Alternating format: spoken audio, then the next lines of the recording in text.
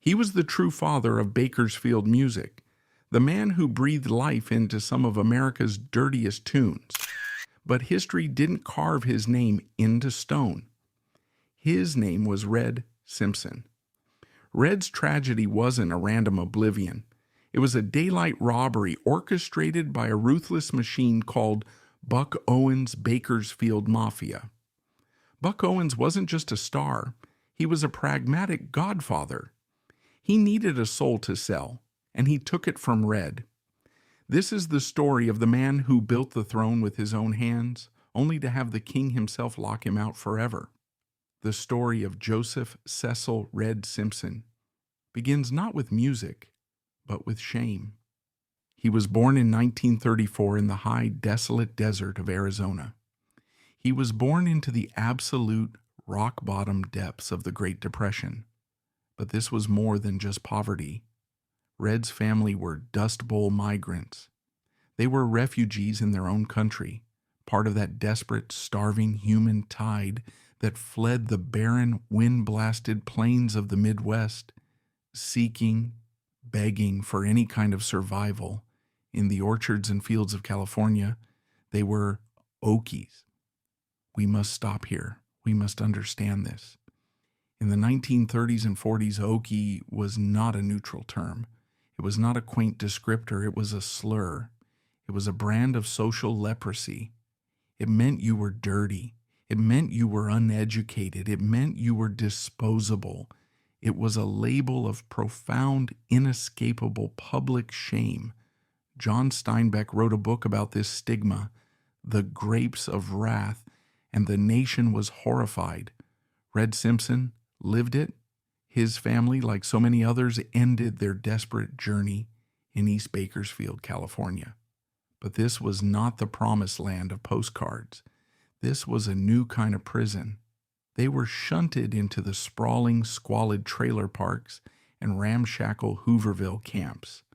They lived in tin shacks with no running water, surrounded by other broken, desperate families. This was not the California dream.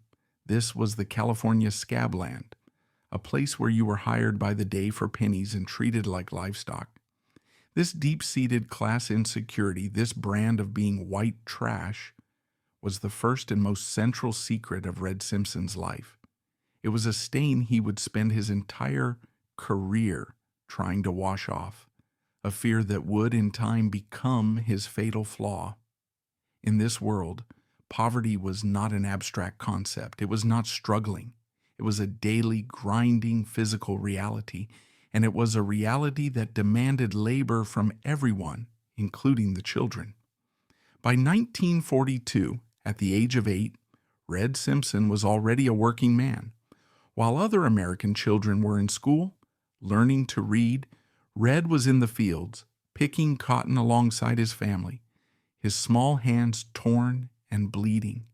He was out in the oil fields, breathing in the fumes, doing the back-breaking work of a grown adult. This is where the first and most important physical metaphor for his life was forged. The work, this brutal, premature, unending labor, inflicted a chronic, agonizing, lifelong back injury on the young boy. This was not just a bad back, it was a symbol. It was the physical manifestation of the crushing burden of his class. It was the literal weight of his family's survival, a pain he would carry with him every single day for the rest of his life. It was a constant physical reminder of what would happen if he ever stopped working, if he ever failed. This pain, this weakness in his back would shadow him forever. And this physical trauma was the seed of his later fatal health problems. It was a heart that was being squeezed and exhausted by labor, long before it was ever broken by betrayal. This was his wound, a body in constant pain, and a psyche branded with the shame of the past. So, where does art come from? In a world of dirt, diesel, and desperation, how does a boy find music? This is where the second secret, the second lie of Red Simpson's life begins. This is where we see the first attempt to cover up the poverty scar. If you read the official polite biographies, the ones written much later after he had a taste of fame, they will tell you a charming, almost academic story. They claim that Red's father was a man who appreciated classical music, a man who, in that dusty Arizona poverty, helped him listen to Beethoven. It's a beautiful story. It paints a picture of a rough around the edges but ultimately sensitive family. It's the kind of story that respectable Nashville would love, and it is a complete, utter fabrication. It is a lie, created after the fact to do one thing, to hide the shame. The truth, as documented in more candid, less polished sources, is a far more brutal and far more honest story. Red's father was not a secret classical music buff. He was a miner. He was a desperate, practical, beaten-down man who had seen his family starve to him. This music his son was obsessed with was not art. It was not culture. It was idleness. It was a frivolous, dangerous distraction. It was the hobby of weak, unstable men who couldn't or wouldn't do real work. In his father's eyes, this guitar was a one-way ticket right back to the Dust Bowl, back to the humiliation of the trailer park. This created the central conflict of Red Simpson's young life. His father didn't just disapprove of his passion, he despised it. He saw it as a betrayal of their family's desperate scramble for survival. He relentlessly pushed Red toward real work, the mines, the farms, and eventually the only respectable job a poor boy with a strong back could aspire to, driving a truck. This conflict, this war at the very heart of his home, didn't kill Red's passion. It just poisoned it. It fused his love of music with a profound, terrifying, and inescapable sense of guilt, and it created his fatal flaw. This war with his father, this class wound, this terror of poverty, it all coalesced into one single, overriding pathological obsession: financial security. Red Simpson didn't just want to be successful. He wanted to be safe. He was terrified on a cellular level of returning to that trailer park, of feeling that coal dust in his lungs, of hearing his father's ghost call him a bum. He made a subconscious and then a conscious decision. He would rather be exploited in the music business and get a steady paycheck than be an artist and risk starvation. He would rather be a ghostwriter with a weekly salary than a broke visionary with his name in lights. He just wanted, more than anything in the world, to prove to his father's ghost that his music was in fact real work. This was the psychological vulnerability. This was the open, bleeding weakness, the unlocked door that Buck Owens was about to find and calmly walk right through. So Red did what his father demanded. He compromised. He would live a split existence, a double life. During the day, he became a man of real work. He was Joseph Cecil Simpson, a full-time truck driver. This wasn't a gimmick. This was his life. He hauled goods up and down the treacherous Grapevine Pass, that winding, brutal stretch of highway that connects Southern California to the Central Valley. He lived in a world of diesel smoke, greasy spoons, double shifts, and profound howling loneliness. This was his alibi for his father's ghost. It was a respectable blue-collar working-class job. But at night, the artist he was suppressing would claw its way out. He would take his beat-up second-hand Telecaster guitar and go to the only places that would have him: the smoky, violent, blood-bucket, honky-tonk bars of East Bakersfield. These were not clubs. They were not venues. They were dives, places like the Blackboard, the Lucky Spot, the Trout Club. These were not concerts. These were gigs. He played for rooms full of other exhausted, angry, and drunk truck drivers, oil field roughnecks, and farmhands. He wasn't playing for them. He was playing with them. He was them. And this is the secret to his genius. This is what separates Red from the rhinestone imitators. Red Simpson didn't have to research his songs. He didn't have to imagine the life of the working man.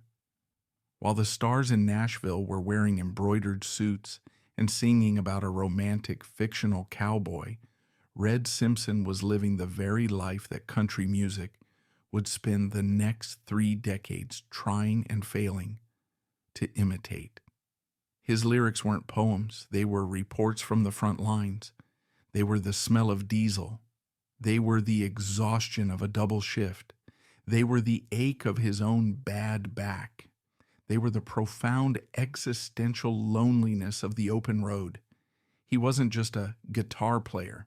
He was the raw material. He was a walking, talking, breathing gold mine of pure, unfiltered, unrefined authenticity. And he was still hiding, still ashamed of his roots, still terrified that respectable Nashville would look at his raw, dirty, hillbilly music and laugh him out of town. He was a man at war with his own identity, a genius who was ashamed of the very thing that made him a genius. He was a man perfectly and tragically primed for exploitation. He was a gold mine of authenticity, but he was so ashamed of the dirt, he was willing to give the gold away for pennies. He just needed someone to make him an offer. And in 1957, the man who knew exactly how to spot and exploit a gold mine walked into his life. His name was Alvis Buck Owens. The meeting in 1957 was a fateful, almost biblical collision. It was the moment the raw material met the businessman. This was not a meeting of equals. It was not a jam session between two hopeful artists. It was an audition, and only one of them knew it. Let's understand who Buck Owens was. He was in many ways Red's dark mirror. He too had come from poverty, a Dust Bowl migrant family from Texas. He too understood the shame. But their responses to that shared trauma were polar opposites. Red Simpson, scarred by his father's disapproval, was defined by fear. He was seeking safety. Buck Owens, pathologically ambitious, was defined by control. He was seeking an empire. When Buck Owens watched Red Simpson play in that dive bar, he wasn't seeing a friend. He wasn't seeing a partner. He was spotting a gold mine. But he saw more than that. He didn't just see the gold. He saw the weakness of the man guarding it. He saw Red's raw, lived-in, diesel-soaked authenticity, the one thing he, Buck, could not manufacture. And at the same time, he saw Red's insecurity, his desperate, almost pathetic need for stability and respectability. Buck Owens was a psychological genius. He was a predator who understood his prey's deepest anxieties. He knew in that instant that Red Simpson was a man he could own, not just hire, but own body and soul. So Buck, the master manipulator, made his move. He didn't offer Red what a normal artist would want. He didn't offer him fame. He didn't promise to make him a star that would have scared Red. That would have sounded like idleness, the very thing his father had warned him about. No. Buck offered Red something far more insidious, something far more intoxicating, something Red, psychologically, could not possibly refuse. He offered him a job. The seduction was brilliant. "Come work for me, Red," he'd say. "I'm putting together a house band for Capitol Records. I'll get you in the studio. It's a steady gig, a weekly paycheck." A paycheck, a steady gig. To Red, haunted by the trailer park and his father's ghost, these were the most beautiful words in the English language. This wasn't selling out. This was proving his father wrong. This was real work. His music was finally practical. He accepted. He said yes. And in that moment, Red Simpson signed his own artistic death warrant. He had just made his deal with the devil. He didn't trade his soul for fame and fortune. He traded it for stability. He traded it for a 40-hour work week. This, right here, was the birth of the Bakersfield Mafia. It wasn't a band, it was a corporation. A tight-knit, ruthlessly controlled, closed-door entity with one boss at the top and a crew of loyal paid soldiers. And Buck had just hired his secret weapon, his consigliere, who didn't even know he was in a mafia. Red Simpson was about to become the ghost in the machine.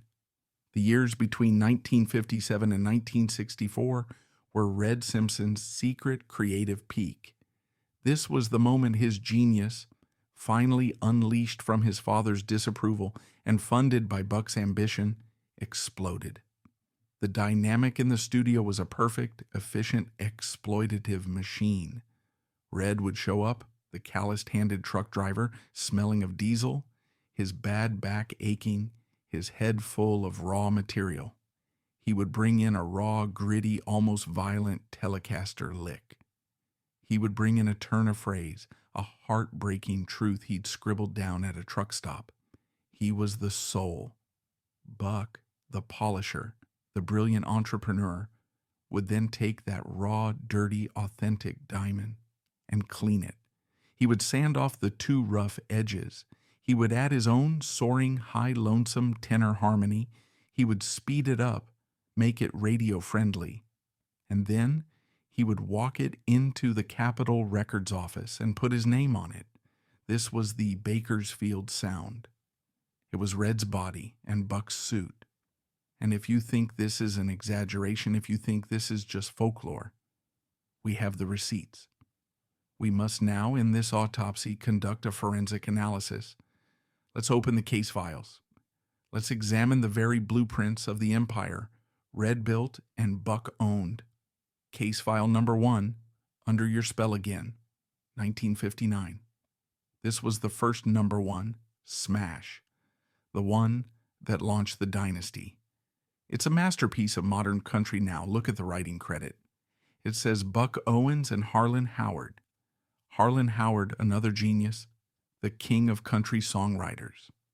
But listen to the sound of the record. That driving shuffle beat, that stinging raw Telecaster intro, that is not Harlan Howard's polite Nashville sound. That is the sound of a Bakersfield honky-tonk. That is the sound of Red Simpson. He's not in the credit, but he is the DNA of the record. He was the uncredited architect of the sound. Harlan Howard wrote the lyrics, but Red Simpson created the sound. That Telecaster sting? That was Red. Without him, it was just a poem on a page. He was in the room. He was the lead session player. He was the man who created the groove that Harlan and Buck just wrote on top of. But he was just a session player. He was just getting his weekly check, case file number 2, Above and Beyond, 1960. Another monster hit. Number 3 on the charts. Look at the credit. Harlan Howard. Again, listen. That descending, chicken-picking Telecaster riff that defines the entire song, that is pure 100 proof Red Simpson. He was the sound. He was the Bakersfield Sound. He was creating a genre night after night for a flat studio rate, but the crime was about to get more blatant. Buck wasn't just content to steal Red's sound. He was about to start stealing his voice. Case file number 3, 1960. This is the smoking gun. This hit number 2. It's one of the most heartbreaking country songs of its era. Now let's just listen to the lyrics. Hello there. Well, it's been a long, long time. I'm not in town. I'm just passing through.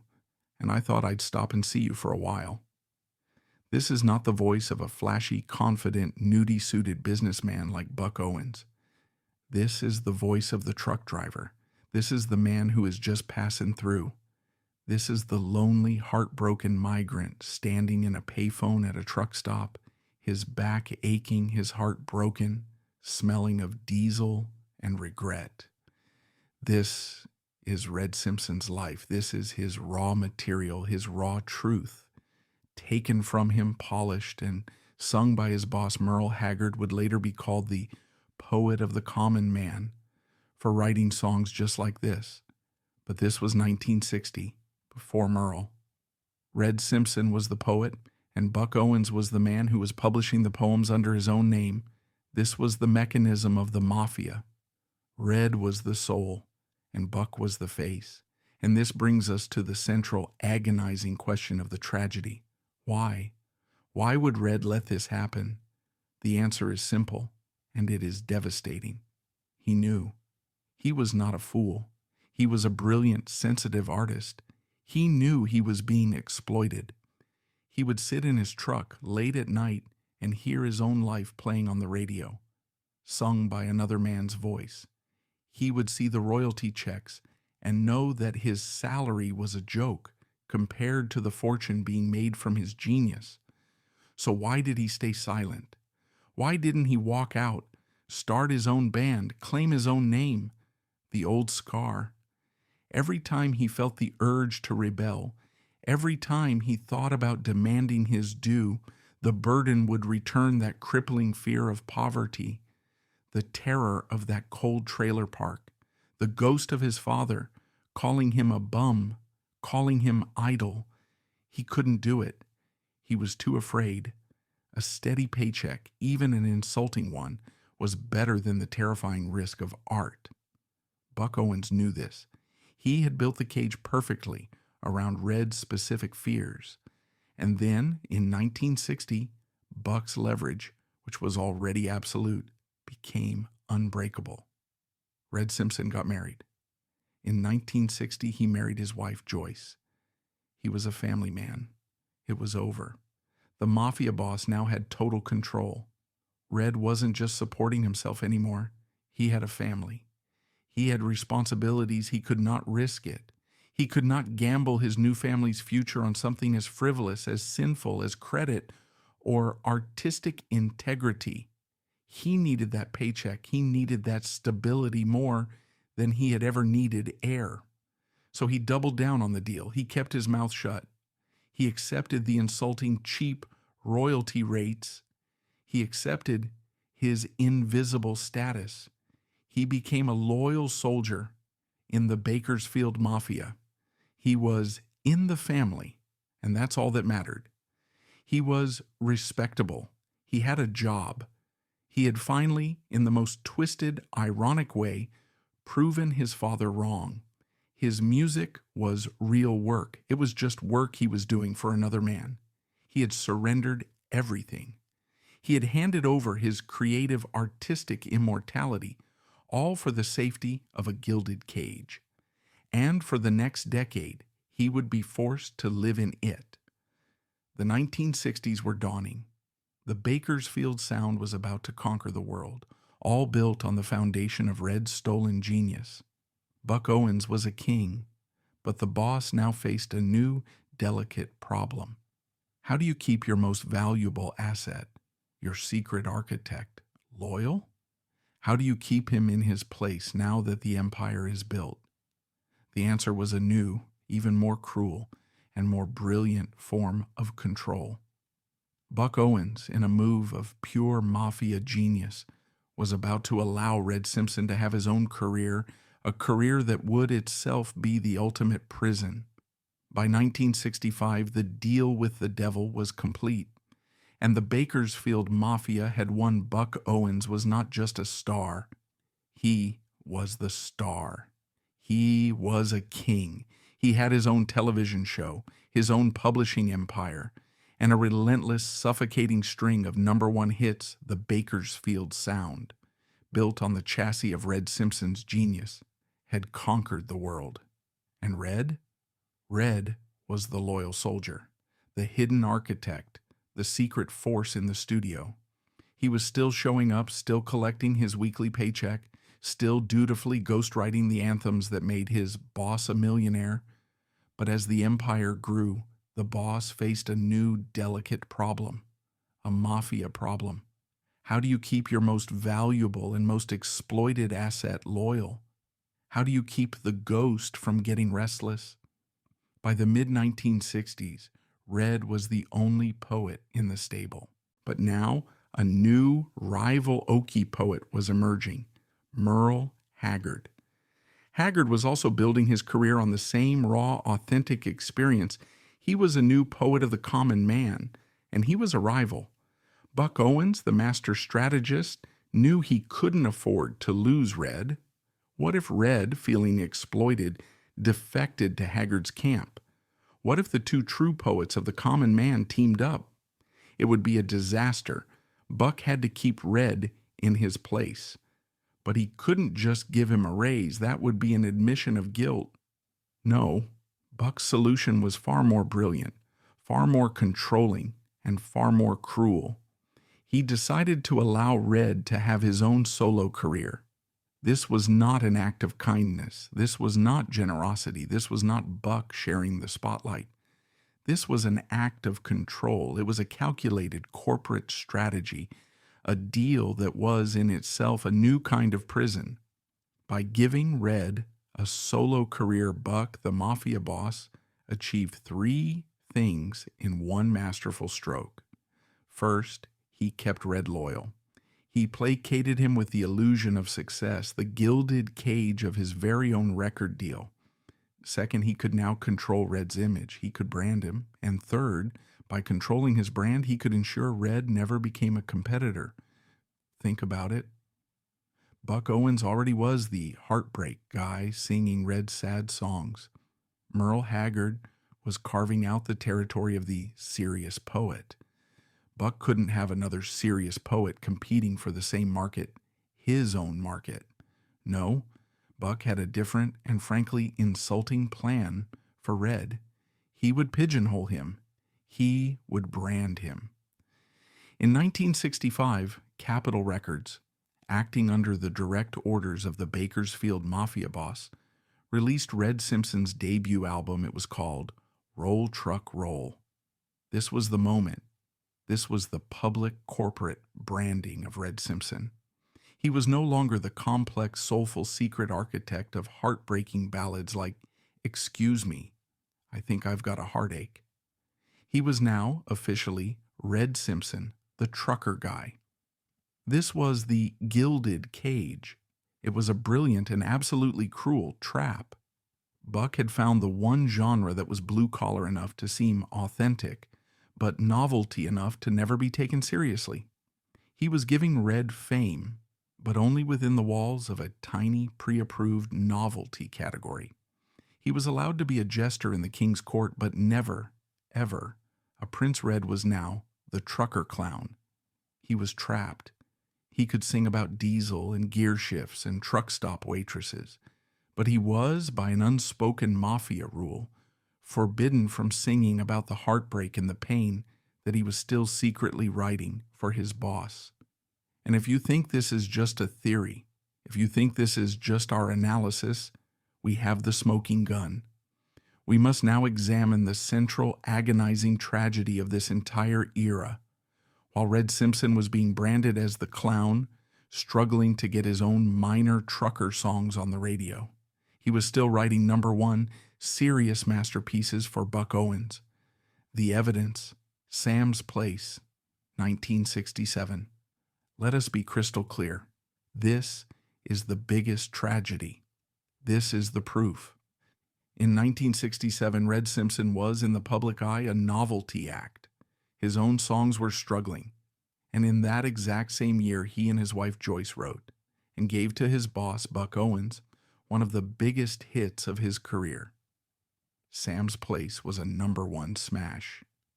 It was not a truck song. It was a classic, brilliant, heartbreaking honky-tonk anthem. It was the very authenticity that Red was forbidden from recording himself. But in the mafia, the boss always eats first. Buck Owens agreed to record the song, but there was a price. He put his name on the label right next to Red's. He forced a co-writing credit. Yes, Red got his name on the vinyl, but Buck got the glory. Buck got the lion's share of the money, and Buck got the #1 hit on his own resume. This is exploitation in plain sight. When the boss needed a real, authentic masterpiece to maintain his king status, he leaned on his soldier. He shared the credit, but he stole the spotlight, and then he sent Red back to the studio to record another funny song about a truck. Red was trapped. He was being erased for a second time. Buck Owens was a global superstar, living in a mansion, all on the back of Red's songs. Merle Haggard, the new poet, was now the other king of Bakersfield, claiming the soul of the Okie. And Red Simpson, the man who had laid the foundation for both of them, was stuck. He was the clown. He was the "I'm a truck" guy. He was the opening act for the very kings who lived in the castle he had designed. The psychological weight must have been unbearable. He was watching two men become immortal, using his sound, his words, and his life. And then, in 1971, came the single most bizarre and most psychologically cruel moment of his entire career. The final, definitive, crushing insult, the biggest secret. "I'm a truck." After years of trying, Red Simpson finally did it. He had a hit, a real hit. "I'm a Truck" was a sensation. It wasn't a number one, but it was a massive crossover smash that landed at number 4 on the Billboard country charts. It was Red's one and only taste of the big time. The one moment his name was in lights, the one time he stepped out of the shadow. His one moment, and he didn't write it. The official story, the one in all the documents, is that "I'm a Truck" was written by a man named Bob Staunton. Who was Bob Staunton? Was he a hotshot Nashville songwriter? A new member of the mafia? No, he was a postman, a mail carrier from French Lick, Indiana. Let us pause and analyze this. This is the biggest, strangest, most disturbing secret of Red's entire life. Why? Why, after a decade of ghostwriting masterpieces for others, would the only significant career-defining hit of Red Simpson's own life be written by a random mailman? The timing is too perfect. The irony is too bitter. It is, frankly, unbelievable. This is where we must consider a more chilling, more dramatic hypothesis. Was this the mafia's final brutal power play? Was this a setup? Was this a way for the mafia to ensure that Red never, ever got the credit for a major hit, not even his own? Think about the control. They gave him the song. They allowed it to be a hit. Was the name Bob Staunton installed on that song to prove a point? To ensure that Red could never, ever claim he had created a hit on his own? Was this the boss, Buck Owens, proving once and for all that Red was nothing without the machine? That even his own biggest success was a gift bestowed by someone else? We may never know the full truth of that writing credit. It remains one of the darkest, strangest footnotes in country music. But the result is the same. Regardless, Red Simpson was now completely, utterly trapped. His prison was complete. Let's review the gilded cage they had built for him. His genius, the heartbreaking ballads like Sam's Place, was stolen and credited to his boss. His one success, the "I'm a Truck" hit, was credited to a postman. He owned nothing. His talent wasn't his. His success wasn't his. The only thing he owned was his clown persona. He was a man who had been hollowed out, his inside stolen, and his shell left to perform. He was 37 years old. The Bakersfield Sound he had pioneered was already starting to sound old. The 1970s had arrived, and the mafia, having taken everything of value, was about to discard him.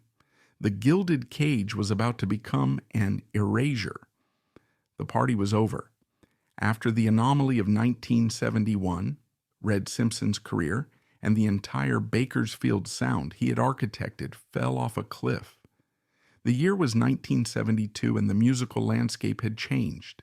Seemingly overnight, the world didn't want the simple, honest twang of honky-tonk anymore. The culture had fractured. The pop charts and even the country charts were being invaded by two new dominant forces. On one side, you had the slick polyester mirror ball sheen of disco. It was music as pure, mindless escapism. On the other, you had the outlaw movement. And here, in this new rebellion, we find the single most profound and most crushing irony of Red Simpson's entire life. The outlaw sound, championed by Willie Nelson and Waylon Jennings, was, in its very soul, a direct descendant of Red Simpson's work. What was the Outlaw Manifesto? It was a rebellion against the slick Nashville sound. It was raw, gritty anti-establishment. It was built on the real lived-in truths of the working man, the lonely, hard-driving life of the road. It was, in essence, the very sound that Red Simpson had been pioneering in the blood bucket honky-tonks of Bakersfield back in 1957. He was the original outlaw. He was the poet of the diesel.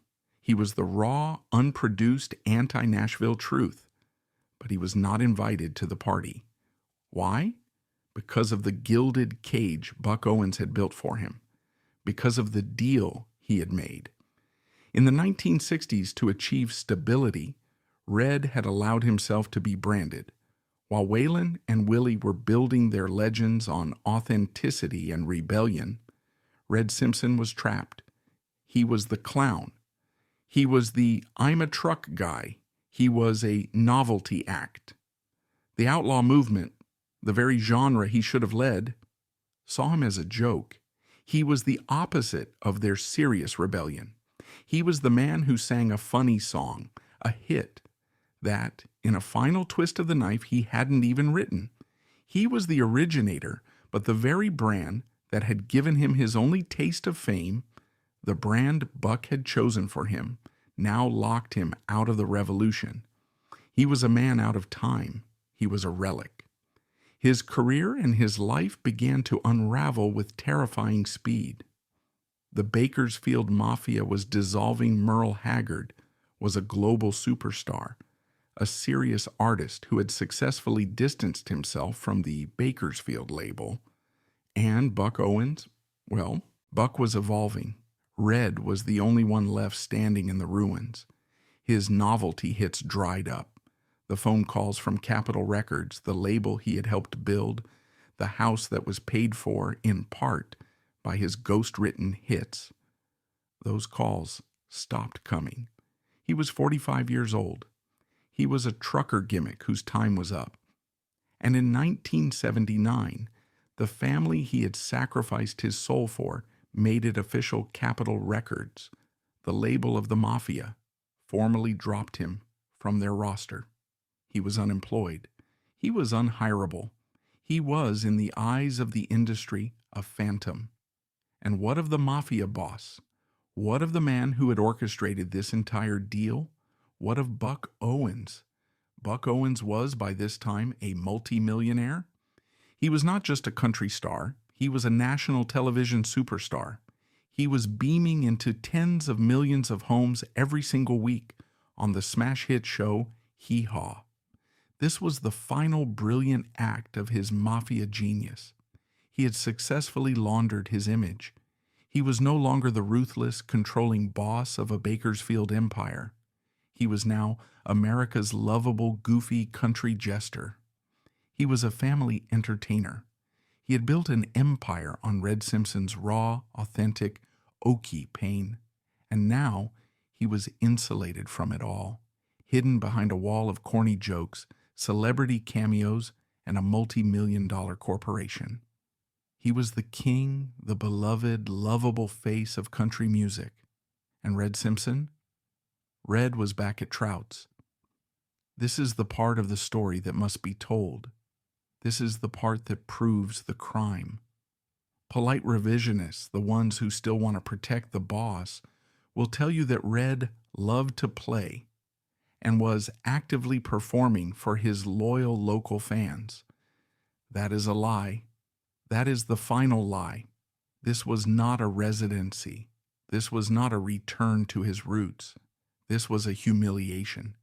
This was the architect of the Bakersfield Sound, the man who wrote Sam's Place, the man whose guitar licks were being copied by superstars, reduced to playing cover songs for drunks in a local dive bar just to make his house payment. This was the man who built the castle, now begging for scraps at the back door. Every night, Red would finish his set, pack up his old Telecaster, his bad back screaming in protest, and he would drive home. And on that drive, he would have to pass the brand new glittering multi-million-dollar Buck Owens Crystal Palace, a monument, a temple, a palace built on the very foundation of Red's stolen genius, a palace he was not welcome in. He was a ghost in his own town. This was the erasure. It was complete. The boss was on national television living in a palace. The ghost was back in the graveyard. And then, as if the humiliation was not enough, the mafia came back to assassinate his memory, to wipe the fingerprints off the murder weapon. The final brutal symbolic act of erasure was about to be committed. The official biography of Buck Owens, the definitive, authorized, true history of the man and his music, the story of the Bakersfield Sound, the story of how it was all built. The book is hundreds of pages long. It details his rise, his struggles, his genius. It lists his collaborators. It mentions his bandmates. It mentions his influences. But Red Simpson is treated like a ghost. We must let that sink in. In the official history of the empire, the architect is reduced to a footnote. He is mentioned merely as a hired hand, a session player, a side character in a book he helped write. He is stripped of his title as the founder. It was a perfect crime. He had been completely, deliberately, surgically, and successfully written out of history. According to the official authorized record, the one that will be in libraries forever, Red Simpson, the architect, the soul, the entire point of the sound did not exist. The mafia boss had won. He had built his empire, and then he had erased the man who had drawn the blueprints. This is the ultimate stolen legacy. And what does that do to a man? What does it do to a human being to live out the last 30 years of your life as an invisible man? What does 50 years of swallowed rage, of ghostwriter regret, of seething silent bitterness, of knowing that you were the soul of a sound that you were never ever allowed to claim? What does that do? The body, as it always does, keeps the score. The back pain from the coal mines, the physical burden he had carried since he was 8 years old, never ever left him. It was a constant, agonizing daily torment. His health, under the strain of this unspoken, unreleased psychological torture, began to collapse. This was not just getting old. The skin cancer diagnosed in 1988, the subsequent and escalating heart failure. This was not just random bad luck medical history. This was a physical manifestation of the bitterness. This was a body worn out not just by labor, but by the acidic, corrosive internal poison of a stolen legacy. This was the wound from childhood, infected by a lifetime of professional betrayal. It was a heart weakened by his childhood poverty, and now finally being broken by 50 years of swallowed rage. The erasure had become a physical, cellular, self-devouring disease. He was a stranger, walking the streets of the town he had built, and he was dying from the silence. So why? Why did he stay silent? Why, in all those years, did he not go to a newspaper, write a book, scream the truth? The Okie code, the mafia code. He couldn't. He couldn't rat. He couldn't be a traitor. This is the most twisted part. He was terrified of betraying the very man who had betrayed him. In Red's mind, Buck Owens was still the boss. He was the man who had given him a job, who had allowed him to have a career, the career that had kept him out of the trailer park. To speak out would be to admit his own gullibility, to admit his own weakness. It would be to betray the family, even when the family had betrayed him, so he kept the secret. He stayed silent. He played the gigs at Trout's. He smiled when he was asked about "I'm a truck." And he protected the lie that was killing him. But the truth, the real truth, had to come out somewhere. It was too big. It was too heavy. Later, revelations confirmed that Red knew the truth. He just couldn't say it. So he wrote it. He wrote it down, not for the world, not for a publisher, but for himself, in private diaries. In the quiet of the night, after the humiliation of the bar gig, the ghost would finally speak. He would write down the truth. He would write down the songs he really wrote. He would write down the bitterness he felt towards the boss. He would write down the confession of a man who had traded his soul for a paycheck and realized far too late that it was a price he could never stop paying.